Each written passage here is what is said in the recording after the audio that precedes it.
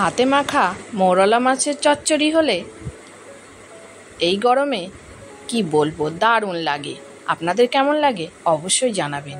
তো তার জন্য প্রথমেই নিয়েছি যেগুলো আমার লাগবে: বেগুন, আলু, পেঁয়াজ, টমেটো। এগুলো আমি লম্বা লম্বা করে কেটে নিয়েছি। আর সবার আগে এই যে মাছগুলো আমি পরিষ্কার করে ধুয়ে নিয়েছিলাম, নিয়ে ডাইরেক্ট আমি ফ্রাইং প্যানে নিয়ে নিয়েছি। মাথাগুলো সবই বাদ দিয়েছি। এবার এটাতেই একে একে সবজিগুলো দিয়ে দেব।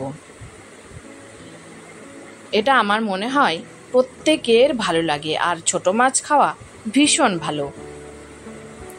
এটা যে কোনো মাছ দিয়ে বানানো যায়, মানে ছোট মাছ বলছি। তো চলুন কিভাবে বানাই দেখে নেওয়া যাক। এর জন্য সবগুলোই এরকম সরু সরু করেই কেটে নিলে ভালো হয়। তো সবগুলো দিয়ে দিলাম। আর কাঁচা লঙ্কা 2 থেকে 3টি চিড়ে রেখেছিলাম, সেটাও দিয়ে দিলাম। লঙ্কাটা যে যার পছন্দ মতো ব্যবহার করবে।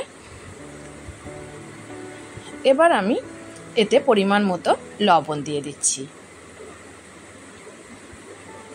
তারপরে দেব হলুদ গুঁড়ো,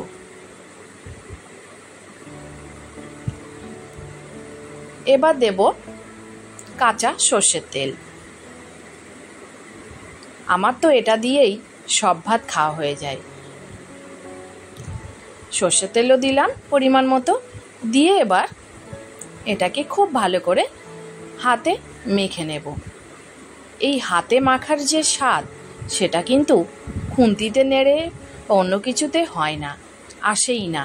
হাতে মাখার একটা স্বাদই আলাদা। তো খুব ভালো করে এটাকে মেখে নেব, যাতে লবণ, হলুদ সব কিছুই ভালোভাবে সব কিছুতেই পৌঁছায়।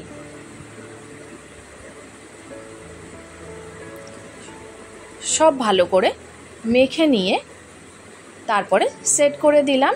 এবার সামান্য একটু জল দিলাম।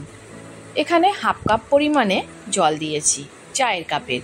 এবার গ্যাসটা জ্বালিয়ে আমি এটা বসিয়ে দিলাম। এবার ঢাকনা বন্ধ করে আমি এটাকে 10 মিনিট মতো রান্না করে নিলাম। হালকা হালকা গামাখা গামাখা ঝোল থাকলে দারুণ লাগে। আর উপর থেকে ধনেপাতা না দিলে তো এটা ঠিক জমবে না। তো ধনেপাতা কুচি ছড়িয়ে দিলাম, আর দেব উপর থেকে কাঁচা সর্ষের তেল। রেডি হয়ে গেল। তো কেমন লাগলো? যা লাগবে না গরম ভাতে, কি বলবো। যদি ভালো লাগে অবশ্যই আমার সাথে জুড়ে থাকতে পারেন। আর ফেসবুক থেকে দেখলে পেজটি অবশ্যই ফলো দিয়ে রাখবেন। আর নতুন বন্ধুরা প্লিজ সাবস্ক্রাইব করে আমার পাশেই থেকে যেতে পারেন। আজ আসি, সবাই ভালো থাকবেন, সুস্থ থাকবেন। ধন্যবাদ।